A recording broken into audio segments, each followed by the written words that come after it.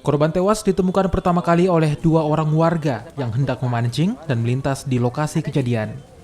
Saat ditemukan, kondisi korban dalam keadaan tertelungkup dan bersimbah darah. Tim Inafis Polrestabes Makassar dan Dokpol Forensik Polda Sulsel yang tiba di lokasi langsung melakukan olah tempat kejadian perkara.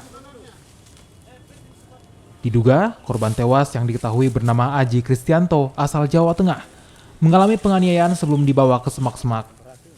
Selain luka iris pada bagian tangan kiri korban, petugas juga menemukan sebuah pisau dapur, handphone, dompet, dan kunci motor di lokasi kejadian. Untuk penyelidikan lebih lanjut, korban tewas langsung dibawa ke Rumah Sakit Polri Bayangkara Makassar untuk diautopsi. Di tubuh korban sementara masih berbentuk irisan. Irisan Ya, ya? irisan. Jadi TKP yang diamankan apa saja di TKP tadi? Ada barang bukti apa?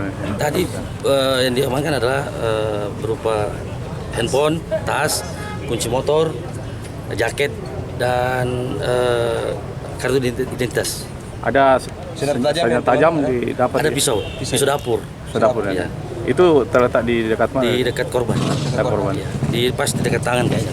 Ini bukan dibunuh atau seperti apa? Sementara kita belum bisa mengambil kesimpulan karena kita masih menunggu visum dari dokter.